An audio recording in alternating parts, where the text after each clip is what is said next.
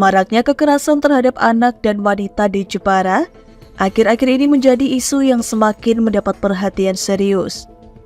Kasus kekerasan dalam rumah tangga, pelecehan seksual, serta berbagai bentuk eksploitasi dan penelantaran anak menunjukkan adanya kebutuhan mendesak untuk mengambil tindakan tegas dan preventif. Dalam hal ini, pendidikan dan peningkatan kesadaran publik khususnya di tingkat keluarga sangatlah penting dalam mencegah terjadinya kekerasan terhadap anak dan wanita. Oleh karenanya, Dinas Pemberdayaan Perempuan, Perlindungan Anak, Pengendalian Penduduk, dan Keluarga Berencana DP3AP2KB Kabupaten Jepara berkomitmen untuk mencegah kekerasan terhadap anak dan perempuan melalui beberapa langkah-langkah strategis.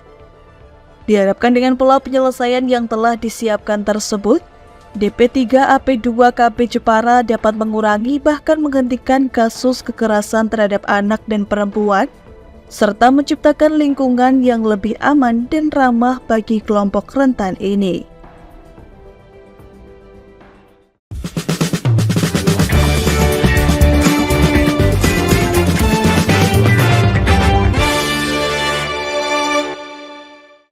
Pemirsa, kasus kekerasan perempuan dan anak terus-menerus terjadi di Kabupaten Jepara. Berbagai upaya telah dilakukan, namun kasus terus bermunculan.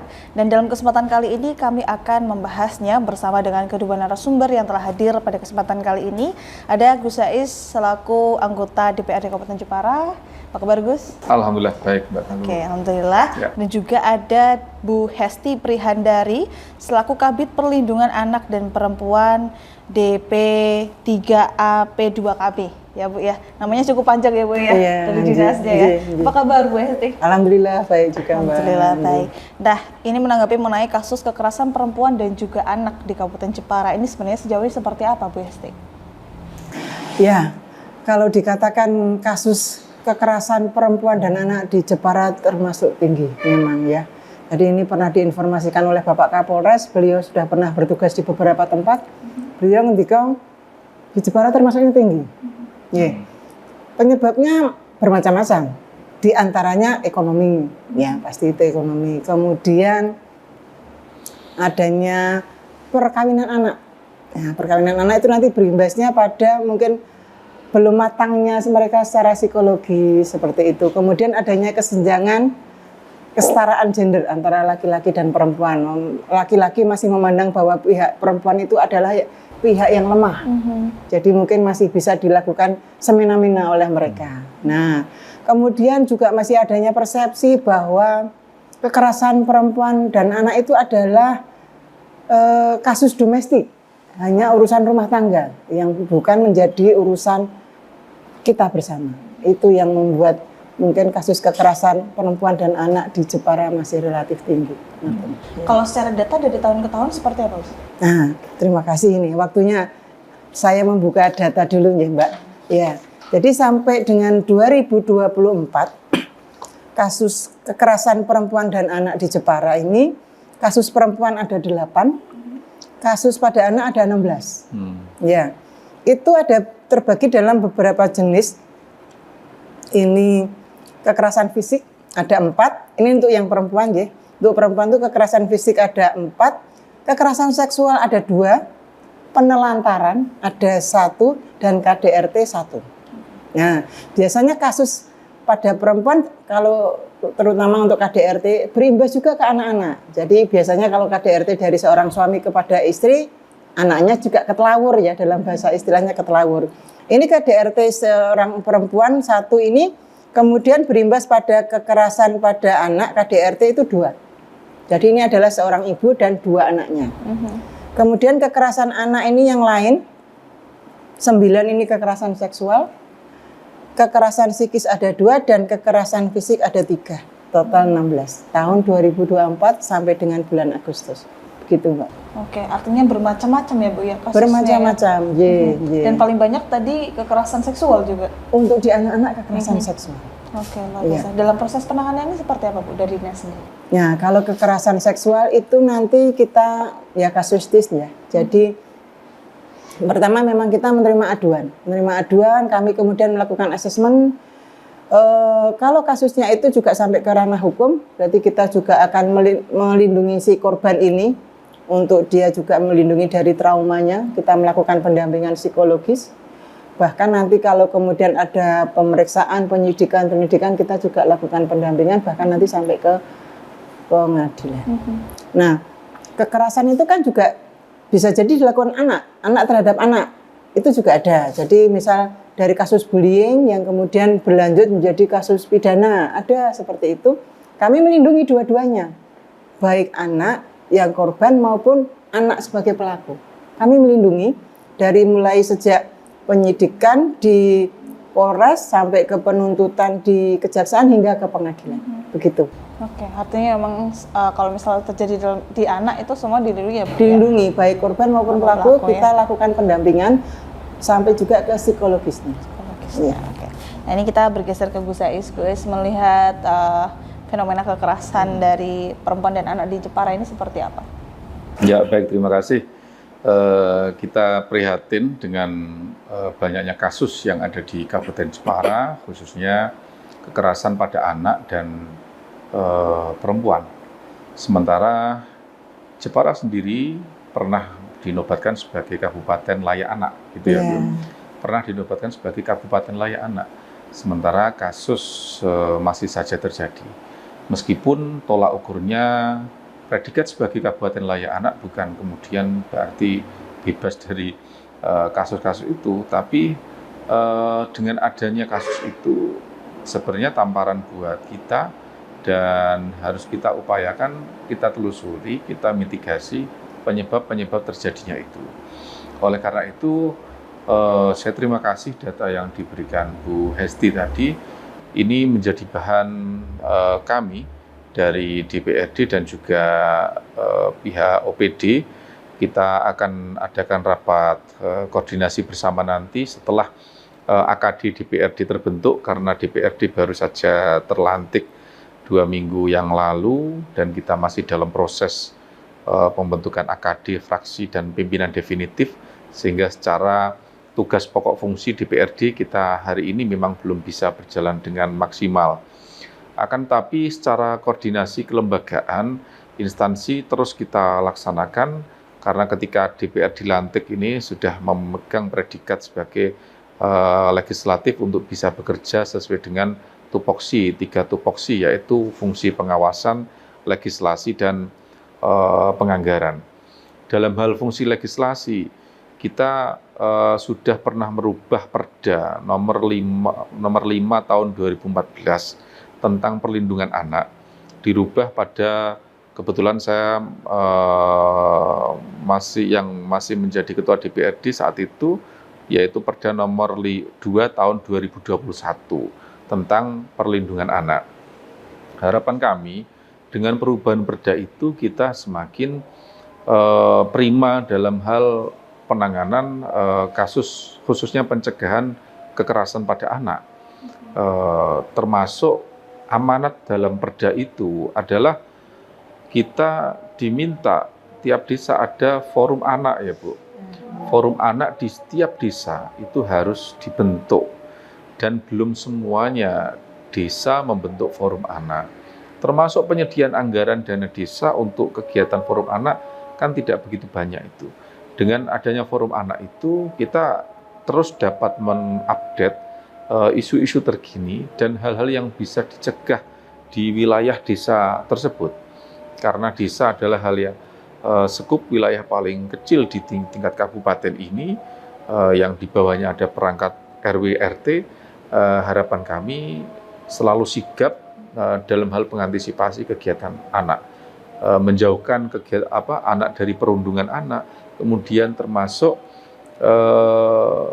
para aparat desa, RT RW, keluarga, bahkan keluarga sendiri harus peka terhadap isu-isu terkini, terhadap situasi psikologi anak. Ketika anak menyampaikan ada hal-hal yang sudah mulai mengarah kepada perundungan, kekerasan, itu segera agar untuk disikapi, tidak bisa dibiarkan. Karena sifat anak itu, mereka tidak terlalu berpikir panjang, tentang persoalan hukum, tentang dampak yang kemudian hari ditimbulkan dari persoalan kekerasan itu. Sehingga kita perlu memberikan edukasi kepada anak, laporkan nak kepada kita, orang tua, kepada siapa pihak-pihak terkait jika ada sesuatu hal. Ini bisa untuk mencegah kekerasan. Kalau sudah terjadi bullying, ya, kekerasan perundungan, akhirnya yaitu titik nila rusak susu sebelanga. Jadi satu persoalan bisa kena dampak semua Jepara, dianggapnya Jepara, semuanya seperti itu dan lain sebagainya. Jadi itu saya kira perlu bersama dalam rangka untuk mencegah kekerasan itu. Selain daripada itu, DPRD tahun ini sudah mulai merumuskan perda, kemarin sudah masuk Propemperda, yaitu perda tentang ketahanan keluarga. Perda ketahanan keluarga menurut saya ini adalah juga bagian daripada lanjutan perda perlindungan anak. Harapan kami ketahanan keluarga ini menjadi hal yang sangat urgent, yang sangat vital, bagaimana keluarga, orang tua melindungi keluarganya itu dari segala bentuk kekerasan, termasuk bukan hanya soal kekerasan, tapi dalam hal ekonomi, meningkatkan taraf ekonomi keluarga. Saya kira ini sebagai bagian dari bentuk upaya dari DPRD Jepara, komitmen dari DPRD Jepara untuk senantiasa mendukung langkah-langkah pencegahan dan penanganan kasus kekerasan bagi perempuan dan anak. Selain daripada itu, kami DPRD, saya juga menggandeng Bapak Ibu dari DP3AP2KB, selama ini juga kita keliling beberapa momen kita bareng-bareng Bu ya, di beberapa desa kita sosialisasi, kita undang ibu-ibu, anak-anak, kita berikan edukasi tentang perihal-perihal tersebut agar tidak ada terjadi. Dan ini tidak bisa hanya sesaat dan simbolis saja, tapi harus dilakukan secara masif di beberapa tempat. Dan alhamdulillah Mbak, karena Jepara ini kan kabupaten yang termasuk kategori yang religius ya, banyak pengajian, banyak majelis taklim, banyak pesantren. Kami harapkan memang dari pengajian-pengajian, dari majelis taklim ini bisa berdampak betul signifikan kepada keluarga-keluarga yang ada di Jepara, sehingga mental spiritual masyarakat ini terbangun. Pembangunan itu kan tidak hanya pembangunan fisik ya, tapi pembangunan mental dan spiritual itu lebih penting dari segalanya. Kalau mentalnya rusak, spiritualnya rusak, ya akhirnya outputnya adalah akhlaknya yang rusak. Nah, kita pengen bangun di situ. Kalau sudah mental spiritualnya bagus, akhlak bagus, pembangunan fisik itu seiring berjalan waktu mengikuti sendirinya. Tapi kita kepingin, makanya ada istilah revolusi mental. Ini adalah dalam rangka untuk mengantisipasi itu. Dan tak kalah penting, keberadaan sekolah. Sekolah sebagai lembaga pendidikan yang menaungi anak selama ini. Karena gimana ya, seperti saya sendiri. Saya bersama anak itu kan hanya berapa jam. Mungkin hanya sore sampai pagi saja. Gitu. Saya pagi itu ngantor, ibaratnya jam 7 saya berangkat kantor. Pulang sampai rumah biasanya saya jam 5-an ya. Jam 5. Ketemu anak itu paling ya mulai maghrib sampai subuh gitu ya. Keseharian siang kita tidak bersama anak kita. Kita tidak tahu kondisi. Dan di mana anak kita? Di sekolahan. Maka sekolah itu punya peran penting bagaimana melindungi dan memberikan jaminan kepada anak tidak terjadi kasus bullying. Jangan hanya mengejar jumlah murid saja sekolahan, sementara mengabaikan perlindungan anak dari kekerasan. Maka yang terpenting murid tidak harus banyak, tapi perlindungan, keperhatiannya sekolah kepada anak ini juga sangat penting. Dengan pemberdayaan wali kelas sama BK ini untuk mengantisipasi hal-hal itu tidak terjadi. Itu saja, Pak. Artinya masih banyak PR yang harus diselesaikan ya Gus ya, terkait penanganan kekerasan perempuan dan anak ini. Nah kalau dari actionnya dari dinas sendiri Bu Hesti terkait penanganan kekerasan perempuan dan anak ini seperti apa? Actionnya untuk penanganan atau dari pencegahannya Mbak? Dari pencegahan dan juga penanganannya. Berarti kan kita mulai bisa ada pencegahannya dan penanganan. Kalau pencegahan kita ini seperti bakul jamu. Kalau di P3P, P2KP itu seperti bakul jamu. Jadi kita ya gencar melakukan sosialisasi di berbagai kesempatan. Jadi baik kemarin itu kami juga diundang di Dikpora mengisi pembekalan pada Karang Taruna, kemudian PKK, pertemuan PKK, bahkan kami juga mengadakan pertemuan-pertemuan tadi yang disampaikan oleh Gus Yais. Kita kerjasama dengan Pak Purwanto kalau di kami itu mengadakan sosialisasi pelindungan perempuan dan anak. Itu kami sudah beberapa kali. Itu ya pesertanya tidak hanya perempuan dan anak, karena pelaku kekerasan kan yang laki-lakinya. Nah, itu juga yang jadi peserta ya baik laki-laki dan perempuan. Itu sasaran sosialisasi kami. Itu yang di pencegahannya. Untuk yang penanganan tadi yang sudah saya sampaikan tadi ya kita menerima aduan dan kami juga membuka hotline, ada hotline-nya. Jadi manakala ada yang melihat, mendengar tentang adanya kasus kekerasan pada anak, tapi mungkin dia mau anonim gitu, kami juga menerima pelaporan melalui WhatsApp, itu 24 jam dalam seminggu buka terus, atau kalau mau datang ke kantor kami juga akan menerimanya pada saat jam hari kerja, jam 7 sampai jam 13. Oke. Nomor hotline-nya berapa ini Bu? Mungkin bisa sebentar saya tidak apa, saya bukakan nanti ya. Ya.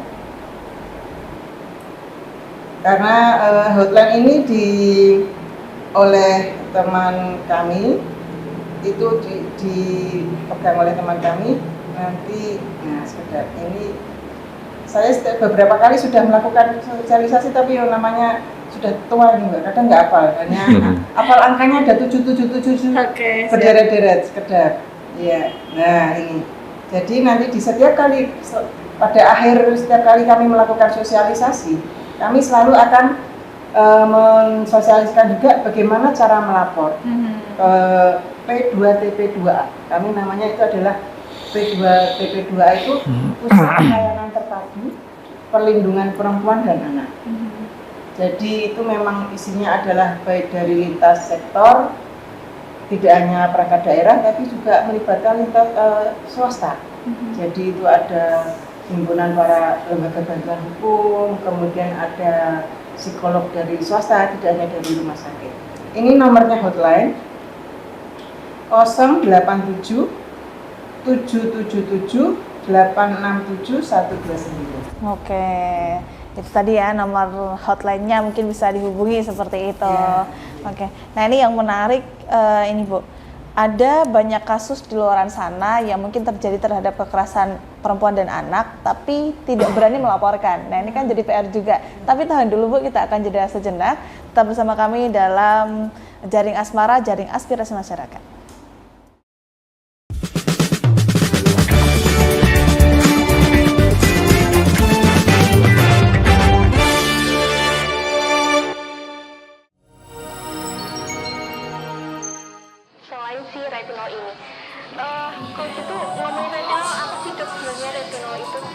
Bagus sih programnya. Saat ini ya kayaknya sudah beberapa tahun. Wah, boleh banget nih ditonton setiap hari.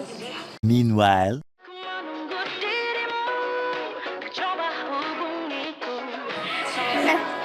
Kamu lagi nonton apa sih dari tadi kok apem-apem mulu?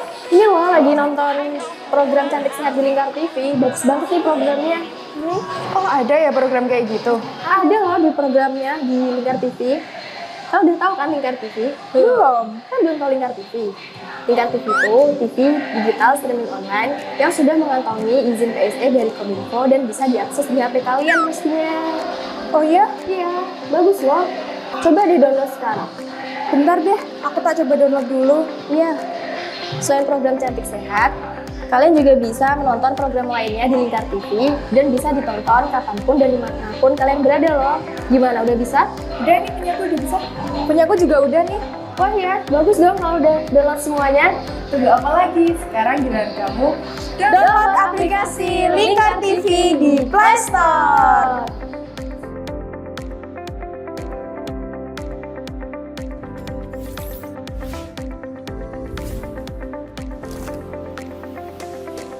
Bersama saya Galus Karkinanti dalam Sapa Jateng Lingkar TV. Melintas di daerah Sukolilo dikejar sama petugas bea cukai, ketangkap. Membahas dan menyuguhkan beragam potensi dari berbagai daerah di Jawa Tengah, ditemani narasumber-narasumber handal di bidangnya. Pencegahan dari awal mulai dari perilaku hidup bersih sehatnya juga harus dijaga seperti itu. Kami siap menyapa Anda dalam Sapa Jateng. Setiap Selasa jam 11 siang, hanya di Lingkar TV.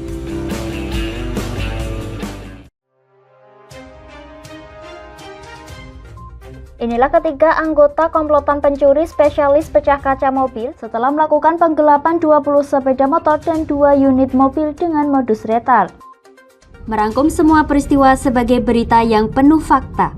Bersama Puji Lestari, saksikan Jateng hari ini setiap Senin hingga Sabtu jam 4 sore hanya di Lingkar TV.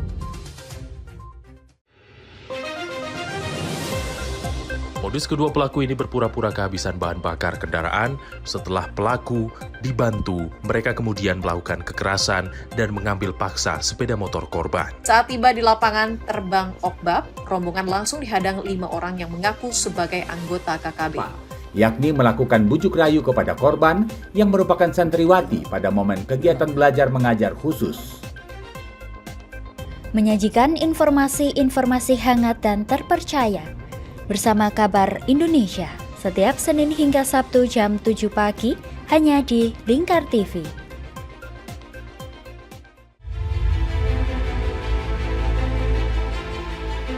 Memberikan pinjaman uang kepada saya dengan bunga 8% per bulan. Membedah opini narasumber, menggali lebih dalam untuk mendapatkan perspektif baru yang lebih faktual. Masalahnya, nota perbaikan kapal itu semua ada di saya. Kenapa Tomo bisa menunjukkan? Demi mendapatkan informasi yang solutif dan terpercaya dalam Bedah Opini. Setiap Rabu jam 11 siang hanya di Lingkar TV. selain si retinol ini. Kalau gitu ngomongin retinol, apa sih dok sebenarnya retinol itu? Bagus sih programnya. Saat ini ya kayaknya sudah beberapa tahun. Wah, boleh banget nih ditonton setiap hari. Meanwhile,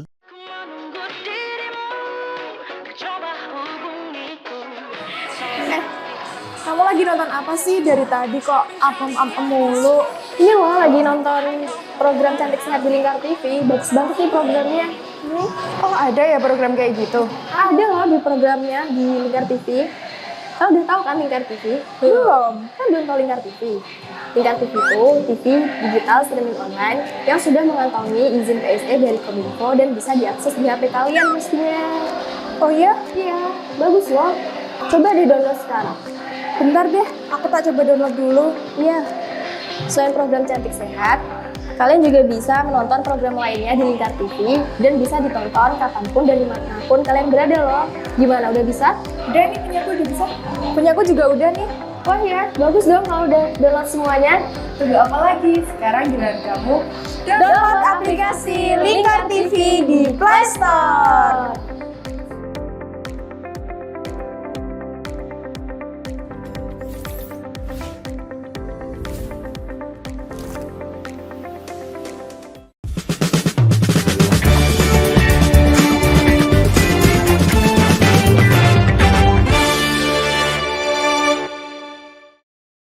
Pemirsa, Anda masih menyaksikan Dialog Jaring Asmara, Jaring Aspirasi Masyarakat Jepara, dan masih bersama saya, para narasumber yang nantinya akan membahas mengenai kekerasan perempuan dan anak di Kabupaten Jepara ini. Nah, tadi sempat membahas mengenai pelaporan dari kasus-kasus kekerasan nih Bu, yang mungkin banyak yang tidak berani melaporkan. Itu biasanya seperti apa penanganannya? Terima kasih Mbak Galuh.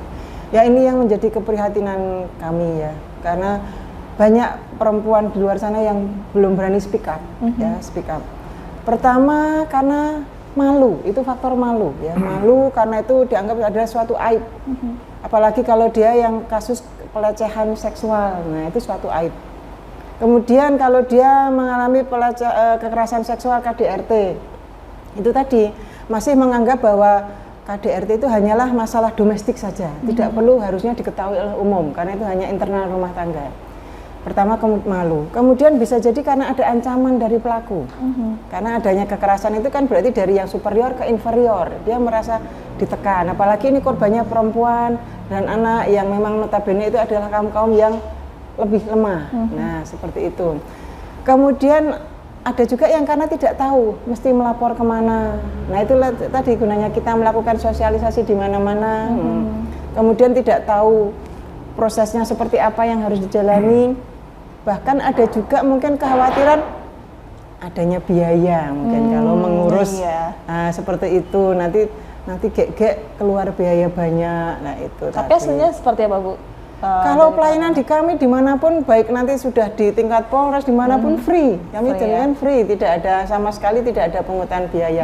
Mungkin biayanya ya karena dia harus mondar-mandir saja itu kendaraan mereka, transportasi saja. Iya begitu Mbak Galuh. Iya. Artinya memang sudah dilakukan penekanan tersebut ya Bu ya, ada sosialisasi dan sebagainya. Betul, Anji. Jadi dalam setiap sosialisasi kami sudah tekankan speak up, berani bicara. Kalau tidak ada yang berani bicara itu tidak akan bisa memutus mata rantai. Kemudian tidak akan memberikan efek jera bagi pelaku. Dia akan terus lakukan perbuatan. Kalau seorang suami melakukan KDRT selama tidak ada speak up, ya KDRT terus seperti itu.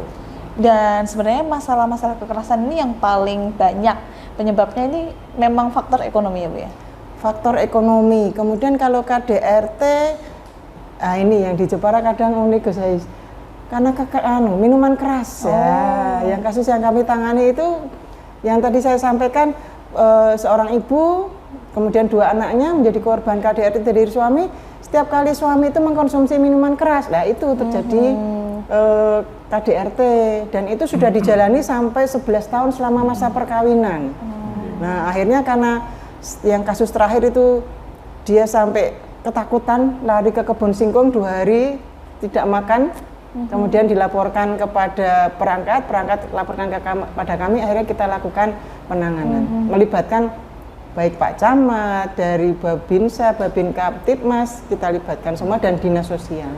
Nah ini Bu, untuk proses penanganan dari kasus kekerasan perempuan anak ini seperti apa?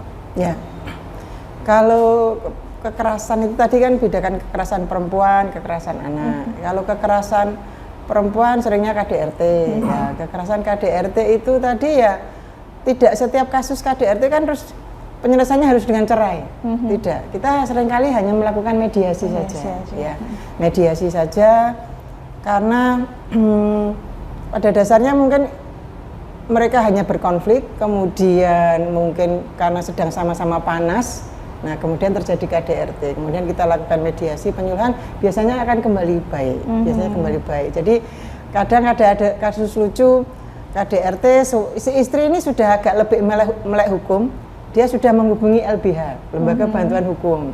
Kemudian datang ke kami, si istri ini didampingi LBH, kemudian kami datangkan juga pihak suami, kita lakukan mediasi. Awal-awal mereka itu yang masih dengan nada tinggi, masih melanjutkan berantemnya itu masih di tempat kami melakukan konseling, tapi pada akhirnya baik lagi. Pulang ya sudah, mereka sudah mesra lagi, sudah gandengan lagi. Jadi ya kalau seperti itu kami sebagai konselor ya alhamdulillah hanya berharap kasus yang seperti itu tidak berulang.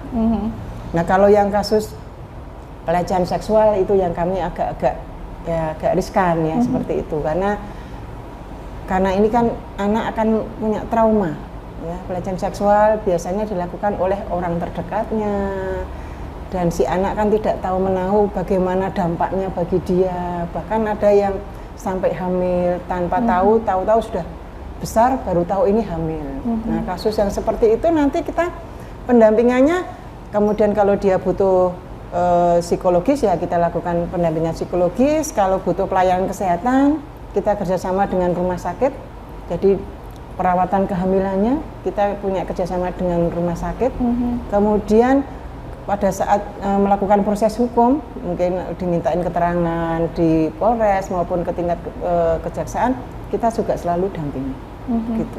Artinya ada proses pendampingan lebih lanjut ya Bu? Dari awal kita lakukan pendampingan bahkan sampai akhir, bahkan sesudah kasus itu diputus, kami tetap keep contact, selalu memantau, kemudian sering anjak sana, ya dengan membawa kita ada bantuan sosial sedikit begitu, kita tetap selalu memantau walaupun sudah diputus. Kasus-kasus yang lama 2023 kami masih tetap memantau. Misal korban perkosaan yang sudah melahirkan, kemudian kembali ke sekolah, kita pantau bagaimana sekolahnya, bagaimana kelanjutannya. Mudah-mudahan si anak ini bisa dapat melanjutkan hidupnya dengan baik.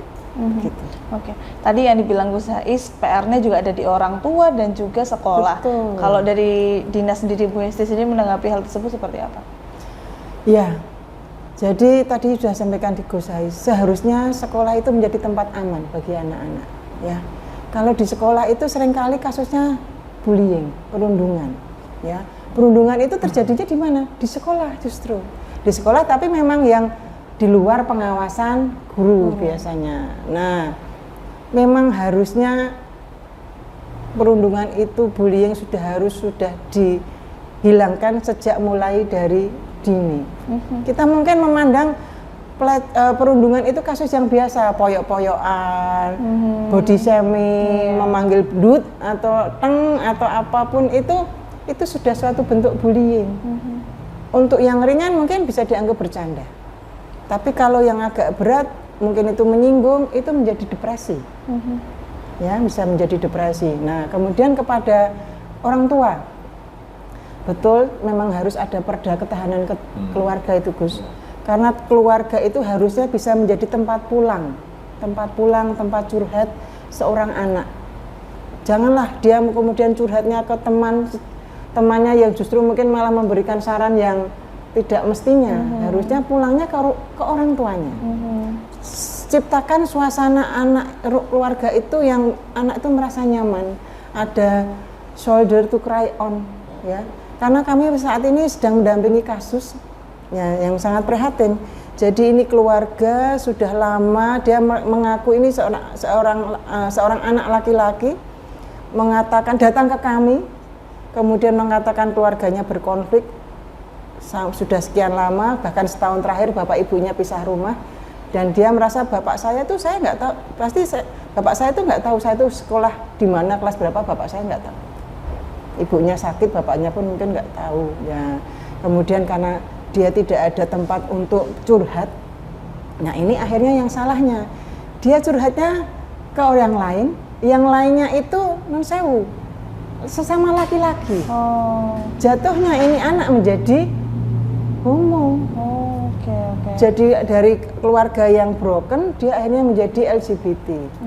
Nah, alhamdulillah kok ya si anak ini sadar bahwa dia salah, datanglah ke kami, kemudian kami putus supaya dia harus berani untuk berkata tidak pada si pasangannya tadi, dan sampai saat ini kami lakukan pendampingan untuk konsultasi ke dokter spesialis kesehatan jiwa, psikiater. Kami dampingi. Karena si anak ini kami tanya, kamu pengen didampingi bapak atau ibu? Enggak. Karena dia masih merasa bapak ibu itu bukan sosok yang bisa menjadi tempat dia bersandar. Jadi dia malah lebih percaya pada kami untuk mendampingi. Dan memang dari psikiater itu mengatakan jangan dulu dikembalikan ke orang tuanya, karena tunggu sampai keluarga ini pun kita harus benahi dulu supaya menjadi kondusif menerima kondisi si anak, dan supaya pendampingan kita pada si anak ini menjadi berhasil. Ya, begitu, Mbak. Kalau sejauh ini ada kampanye stop kekerasan anak dan perempuan? Ya, kalau ya itu tadi setiap kali kami lakukan sosialisasi pasti kita melihat ikonnya ini, stop kekerasan pada perempuan dan anak. Ini ikonnya seperti ini, stop kekerasan pada perempuan dan anak di tangan kiri. Ini adalah ikonnya kita. Ini stop kekerasan pada perempuan dan anak. Jadi pada setiap kali kita bikin media sosial kita sampaikan, kemudian ada sosialisasi kita sampaikan juga ini adalah stop kekerasan pada perempuan dan anak. Gitu. Artinya sudah dilakukan seperti itu ya, Insya Allah. Ya memang mungkin belum sesuai harapan ya mungkin, karena ini kan bukan PR kami saja Mbak Galuh ya, PR semuanya, PR pihak semuanya. Kalau hanya kita yang bergerak, aduh kita ini bukan siapa-siapa, harus dibantu dari banyak pihak. Oke. Dari Gus Saiz ada upaya yang perlu dilakukan untuk mengkampanyekan stop kekerasan perempuan dan anak ini? Ya, saya kira kita harus mengambil peran semuanya sesuai dengan wilayah dan tugas kita masing-masing dalam mengkampanyekan stop kekerasan itu. Hal ini tidak cukup dilakukan oleh Dinas DP3AP2KB saja, tapi semua kita, para tokoh agama melalui dakwahnya, kemudian DPRD melalui konstituen-konstituennya, dan tak kalah penting adalah keluarganya.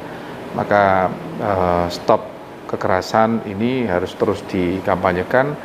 Bukan hanya itu saja, kita harus bisa memfilter anak-anak kita dari bahayanya gadget ya.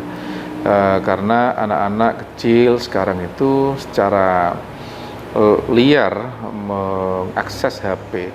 Yang liar bukan anak kita sebenarnya, tapi situsnya yang liar.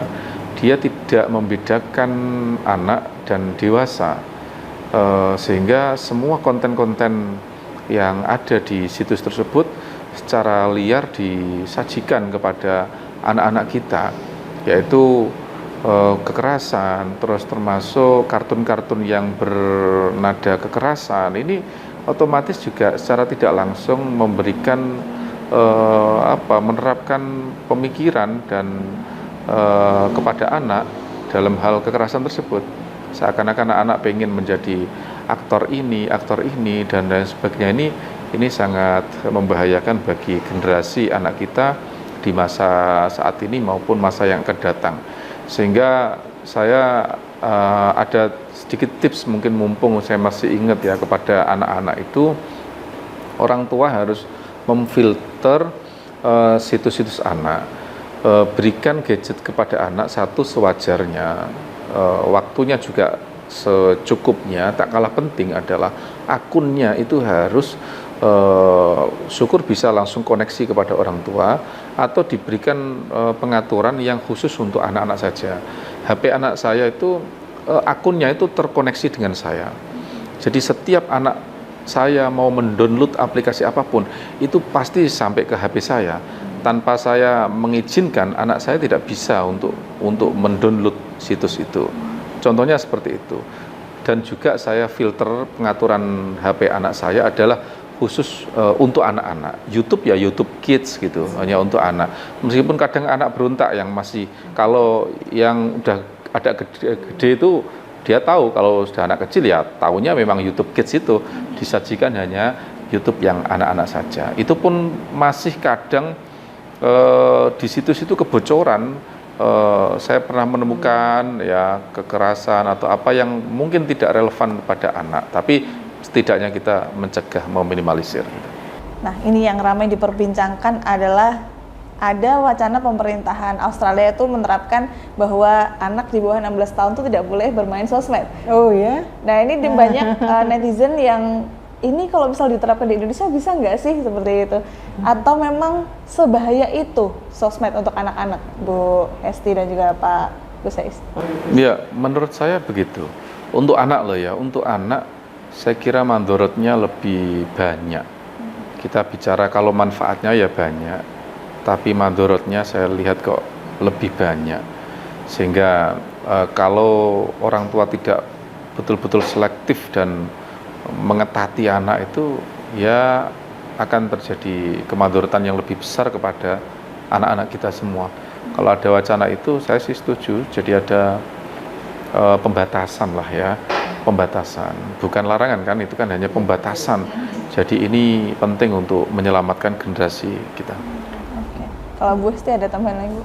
Ya, kita ini sepertinya anak-anak mulai terbiasa pakai handphone, gadget itu karena COVID ya. Karena COVID waktu itu kan karena sekolah kemudian daring, mau tidak mau mereka masing-masing anak punya HP, punya laptop, paling tidak handphone akhirnya untuk bisa melakukan pembelajaran daring. Tapi terus kemudian kebablasan tadi, makanya butuh pembatasan. kalau lebih bagus lagi pembatasannya ada regulasi ya Gus Ais ya. Jadi memang harus supaya itu ada pressure-nya kepada keluarga orang tuanya. Kalau untuk saat ini belum dilaksanakan, belum ada regulasi itu, mungkin memang tadi yang sudah dilaksanakan oleh Gus Ais ke putra-putrinya. Ada aplikasi kok, ada aplikasi yang misal kita buka di Play Store, kontrol HP anak, itu bisa untuk membatasi bahwa untuk usia di bawah 13 tahun itu bisa. Seperti itu, tinggal ya namanya handphone itu smartphone ya, kita juga harus smart juga, dia pintar, kita juga harus smart untuk menggunakannya, mengontrol supaya ini memang yang layak untuk anak saja yang bisa mereka akses gitu. Oke, artinya proteksi itu penting sekali ya Bu ya terhadap anak, apalagi orang tua yang mungkin karir gitu ya Bu ya, jarang di rumah kayak gitu mungkin seperti itu. Nah, ini yang tantangannya nih Bu, yang biasanya ditemukan di lapangan seperti apa? Apalagi kalau mungkin di pedesaan yang jauh dari sadar hukum dan sebagainya itu seperti apa? Tapi tahan dulu Bu, kita akan jeda sejenak. Pemirsa tetap bersama kami dalam dialog Jaring Asmara, Jaring Aspirasi Masyarakat Jepara.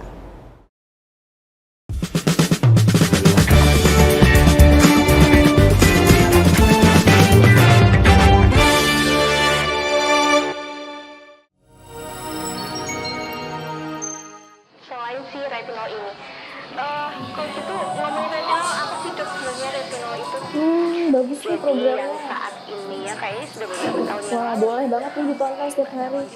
Meanwhile,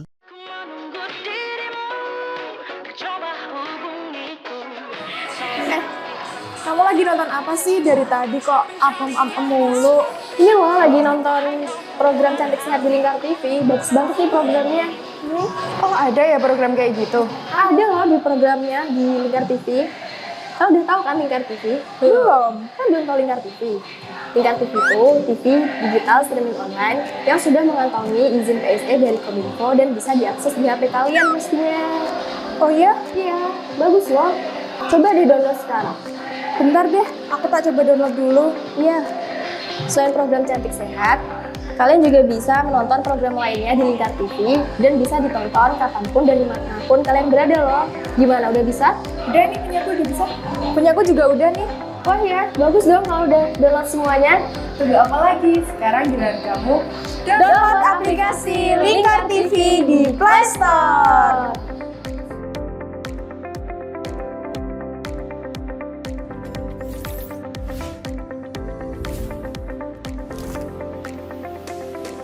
Bersama saya Galus Kargnanti dalam Sapa Jateng Lingkar TV. Melintas di daerah Sukolilo dikejar sama petugas bea cukai, ketangkap. Membahas dan menyuguhkan beragam potensi dari berbagai daerah di Jawa Tengah, ditemani narasumber-narasumber handal di bidangnya. Pencegahan dari awal mulai dari perilakunya, perilaku hidup bersih sehatnya juga harus dijaga seperti itu. Kami siap menyapa Anda dalam Sapa Jateng. Setiap Selasa jam 11 siang, hanya di Lingkar TV.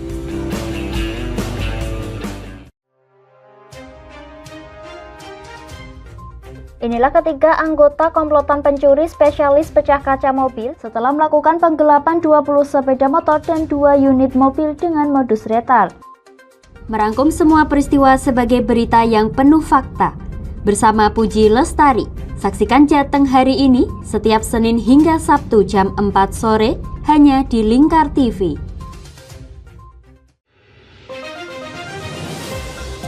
Modus kedua pelaku ini berpura-pura kehabisan bahan bakar kendaraan.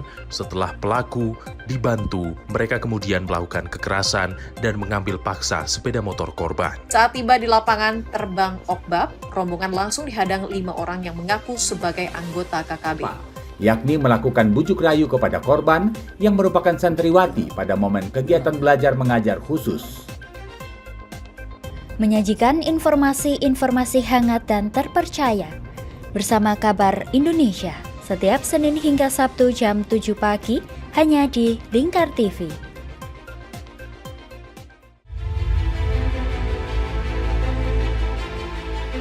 Memberikan pinjaman uang kepada saya dengan bunga 8% per bulan. Membedah opini narasumber, menggali lebih dalam untuk mendapatkan perspektif baru yang lebih faktual. Masalahnya, nota perbaikan kapal itu semua ada di saya. Kenapa Tomo bisa menunjukkan?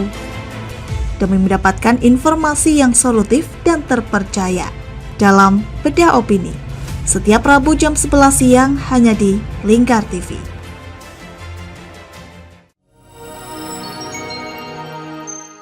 Selain si retinol ini, coach itu ngomongin retinol apa sih dok sebenarnya retinol itu? Bagus nih programnya. Yang saat ini ya kayaknya sudah beberapa tahun yang Wah, boleh banget nih ditonton setiap hari. Meanwhile,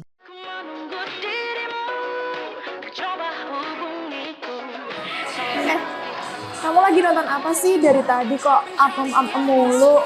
Ini loh lagi nonton program Cantik Sehat di Lingkar TV. Bagus banget nih programnya. Ini. Oh ada ya program kayak gitu? Ada loh di programnya di Lingkar TV. Kau udah tahu kan Lingkar TV? Belum. Kan belum tahu Lingkar TV. Lingkar TV itu TV digital streaming online yang sudah mengantongi izin PSE dari Kominfo dan bisa diakses di HP kalian mestinya. Oh iya? Iya, bagus loh. Coba di-download sekarang. Bentar deh, aku tak coba download dulu. Iya. Selain program Cantik Sehat, kalian juga bisa menonton program lainnya di Lingkar TV dan bisa ditonton kapanpun dan dimanapun kalian berada loh. Gimana, udah bisa? Udah nih, punyaku udah bisa. Punyaku juga udah nih. Wah ya, bagus dong kalau udah download semuanya. Tunggu apa lagi? Sekarang giliran kamu download aplikasi Lingkar TV di Play Store.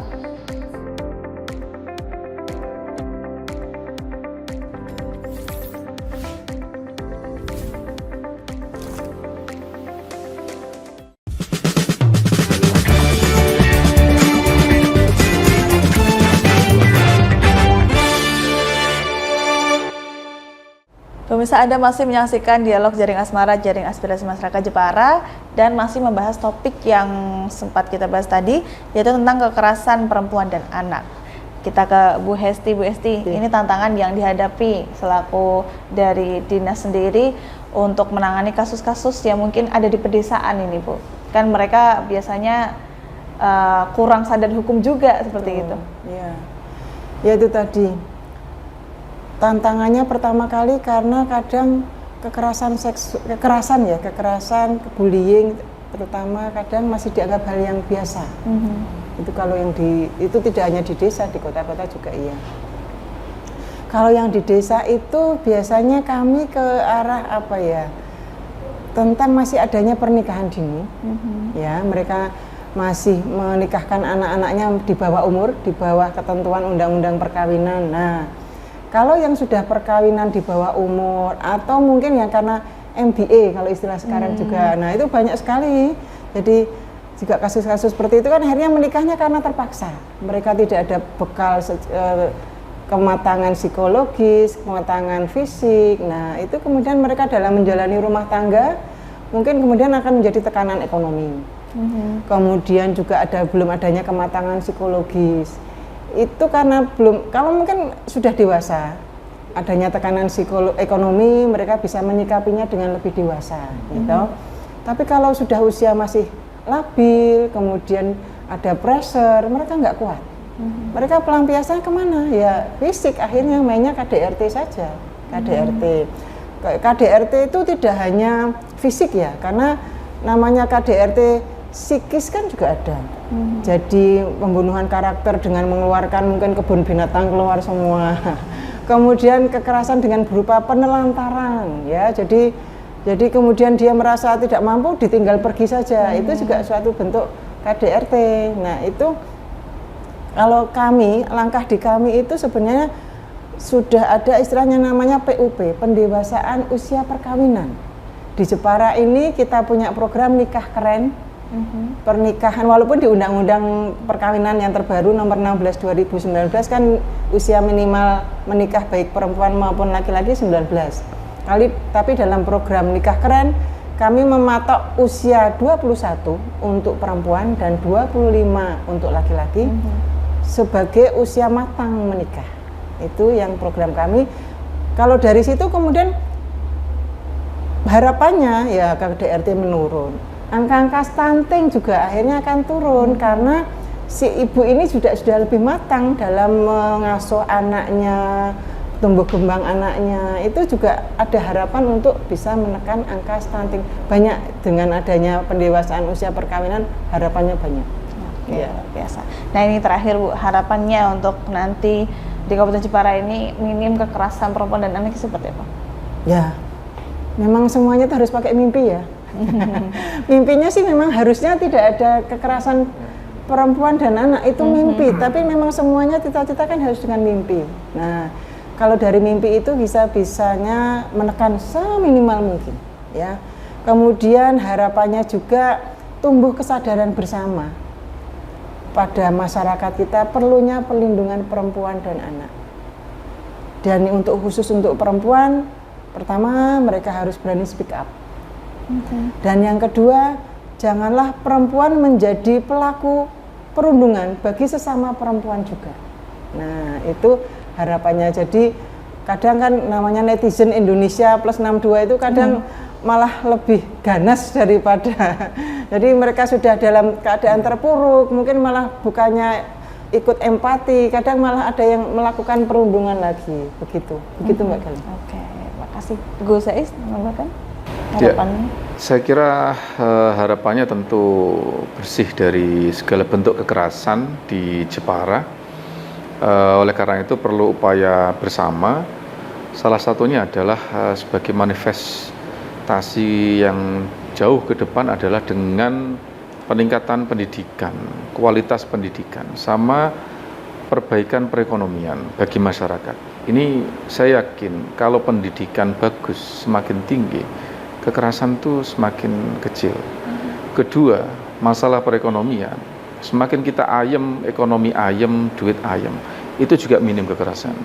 Sehingga dua pokok ini bagian daripada faktor munculnya kekerasan itu. Saya kira kita harus upaya bersama bagaimana meningkatkan taraf pendidikan bagi keluarga kita dan taraf perekonomian bagi keluarga kita, dan tentu dengan upaya pemerintah, DPR, kita akan terus menuju ke sana dalam rangka meningkatkan taraf pendidikan dan ekonomi yang lebih baik bagi masyarakat Kabupaten Jepara.